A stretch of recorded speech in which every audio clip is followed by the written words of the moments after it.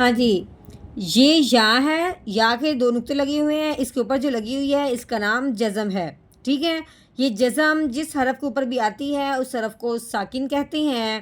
اب یہ جزم آئی ہے یا کے اوپر، جس کا نام ہو گیا یا ساکن، ٹھیک ہو گیا۔ اب یہ یا ساکن ہو، اب کبھی آپ کو یا ساکن نظر آئے اور اس سے پہلے زیر ہو، یا ساکن ہے اس سے پہلے حرف کے نیچے زیر ہو، تو ہم نے کیا کرنا ہے، اس حرف کو ایک الف کے برابر لمبا کرنا ہے۔ دوسری بات ہم نے کیا کرنی ہے کہ جب بھی یا ساکن ہو، یعنی کوئی بھی حرف ساکن ہو، تو پچھلے والے حرف کو اس حرف کے ساتھ ملاتے ہیں۔ اب ہم نے کیا کرنا ہے، یا ساکن ہے تو اب ہم نے فا کو اس یا ساکن کے ساتھ ملانا ہے۔ تو اب یہ دیکھنا ہے کہ یا ساکن سے پہلے زیر آ گئی ہے، اب زیر آنے سے کی وجہ سے اب ہم نے یا ساکن کو ایک الف کے برابر لمبا بھی کرنا ہے۔ اب فا کو ہم نے یا ساکن کے ساتھ ملانا ہے اور ایک الف کے برابر لمبا بھی کرنا ہے، تو کیسے پڑھیں گے، فا یا زیر فی، ٹھیک ہو گیا۔ جزم آنے کی وجہ سے یا ساکن ہو گیا۔ یا ساکن ہو یعنی جو بھی حرف ساکن ہو وہ پچھلے والے کو اپنے ساتھ ملاتا ہے، لیکن جب یا ساکن ہو تو اس سے پہلے زیر ہو تو پھر ہم نے اس کو ملاتے ہوئے ایک الف کے برابر لمبا بھی کرنا ہے۔ نحمده ونصلي على رسوله الكريم، اما بعد فاعوذ باللہ من الشیطان الرجیم، بسم اللہ الرحمن الرحیم۔ السلام علیکم ورحمۃ اللہ وبرکاتہ۔ امید ہے آپ سب خیریت سے ہوں گے، انشاءاللہ جہاں ہوں گے ایمان اور صحت کی نعمت سے مالا مال ہوں گے۔ ہاں جی، تو آغاز کرتے ہیں ہم اپنے آج کے سبق کا دعاؤں کے ساتھ، تو چلیے شروع کرتے ہیں۔ اللہم صلی علی سیدنا و مولانا محمد وعلی آل سیدنا و مولانا محمد وبارک وسلم۔ رب اشرح لی صدری ویسر لی امری واحلل عقدۃ من لسانی یفقہوا قولی۔ رب زدنا علما، رب زدنا علما، رب زدنا علما۔ اعوذ باللہ من الشیطان الرجیم، بسم اللہ الرحمن الرحیم۔ ہاں جی، یہ فا ہے، فا کے نیچے جو لگی ہوئی ہے اس کو زیر کہتے ہیں، اور یہ آگے یا ہے، یا کے اوپر جو لگی ہوئی ہے اس کو جزم کہتے ہیں، ٹھیک ہے۔ تو یا کے اوپر جو جزم لگی ہوئی ہے، یہ جزم جس حرف کے اوپر بھی آتی ہے اس حرف کو ساکن کہتے ہیں، ٹھیک ہے۔ اب یہ جزم یا کے اوپر آئی ہے جس کا نام ہو گیا یا ساکن۔ تو یا ساکن جب بھی ہو اور اس سے پہلے زیر ہو، یا ساکن ہو اور اس سے پہلے زیر ہو تو اسے ایک الف کے برابر لمبا کرتے ہیں، تو کیسے پڑھیں گے، فا یا زیر فی، کیسے پڑھیں گے، فا یا زیر فی، اس طرح کر کے۔ آگے یہ ہا ہے، گول آنکھوں والی ہا، یہ موٹی ہا ہے، حلق کے بالکل نیچے والے حصے سے نکلتی ہے، اس کے اوپر زبر لگی ہوئی ہے۔ آگے یہ والا الف ہے، ٹھیک ہے، یہ کیا ہے، الف ہے۔ الف سے پہلے کیا آپ نے ذہن میں رکھنا ہے کہ الف سے پہلے جب بھی زبر آ جائے تو ہم نے اس حرف کو ایک الف کے برابر لمبا کرنا ہے۔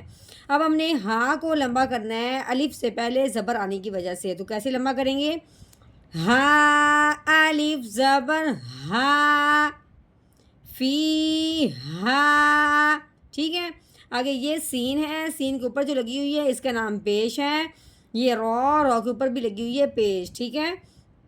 سین پیش سو، رو پیش رو، سورو، ٹھیک ہے۔ سین سیٹی والا حرف ہے، رو کے اوپر کیا لگی ہوئی ہے، پیش۔ رو کو ہم نے موٹا کر کے پڑھنا ہے، پر کر کے پڑھنا ہے۔ رو کے اوپر پیش ہو یا زبر ہو اس رو کو موٹا کرتے ہیں، اور رو کے نیچے جب بھی زیر آ جائے پھر ہم نے اس رو کو باریک کرنا ہوتا ہے۔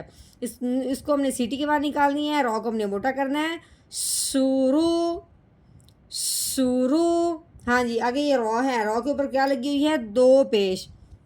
ہم نے کیا پڑھا تھا کہ دو زبر ہوں یا دو زیر ہوں یا دو پیش ہوں، اس کو کیا کہتے ہیں، تنوین کہتے ہیں۔ اب رو کے اوپر دو پیش آنے کی وجہ سے ہم کیا کہیں گے کہ رو کے اوپر تنوین آ گئی، ٹھیک ہے، آگے دیکھیں، یہ جو ہے نا یہ حرف، یہ میم ہے، اس کے اوپر یہ چھوٹی سی جو لگی ہوئی شاد ہے، ٹھیک ہے، یہ شاد والا جو حرف ہوتا ہے وہ پچھلے والے حرف کو اپنے ساتھ ملاتا ہے.